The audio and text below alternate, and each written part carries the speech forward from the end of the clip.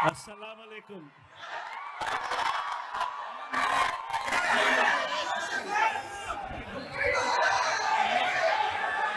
तमाम मेरे मुसलमान भाइयों को और बहनों को ये रमज़ान के महीने में सबको ईद मुबारक।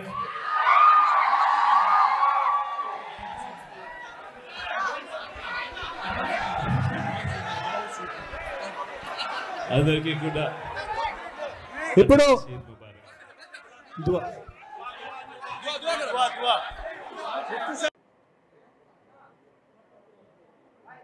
अस्सलाम वालेकुम सलाम अलैकुम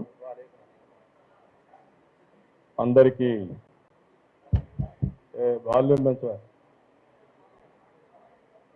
అందరికీ రంజాన్ శుభాకాంక్షలు। ఈరోజు మనందరం కూడా ఇక్కడ సమావేశమయ్యామంటే దివ్య ఖురాన్ గ్రంథం ఆవిర్భించిన పవిత్ర మాసం। అందుకని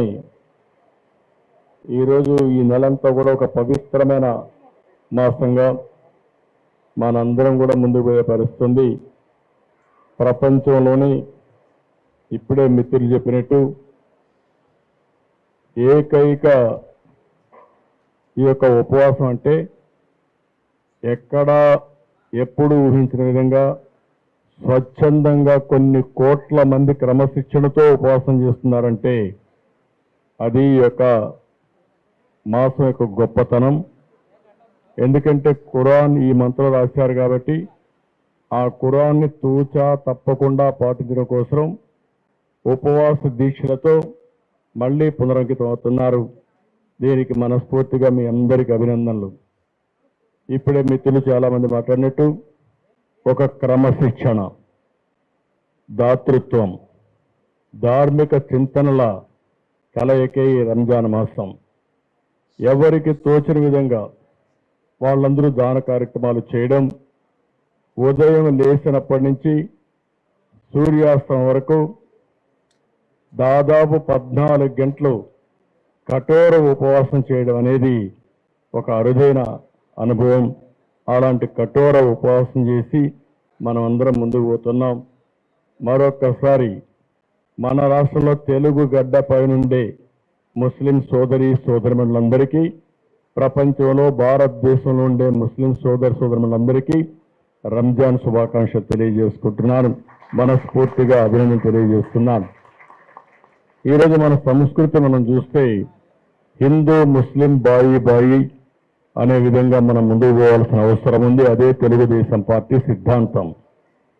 మొదటి నుంచి కూడా మీరు చూస్తే ఆర్థికంగా, సామాజికంగా, రాజకీయంగా ముస్లింలకు అందరికీ చైతన్యం తీసుకురావడే కాకుండా మీకు ప్రాధాన్యత ఇచ్చిన పార్టీ తెలుగుదేశం పార్టీ। ఒకప్పుడు మీరందరూ చూసుంటారు, ఎప్పుడైనా సరే హైదరాబాద్లో ఎక్కువ ముస్లిం సోదరి సోదరిమణులు ఉన్నారు। తెలుగుదేశం పార్టీ ముందు, తెలుగుదేశం పార్టీ తర్వాత హైదరాబాద్ కానీ తెలుగు రాష్ట్రాలను మనం కంపేర్ చేసుకునే పరిస్థితికి వస్తుంది। ఒకప్పుడు హైదరాబాద్ నగరంలో మనం చూస్తే మత ఘర్షణలు జరిగేటివి, 6 నెలలు కర్ఫ్యూ ఉండేది।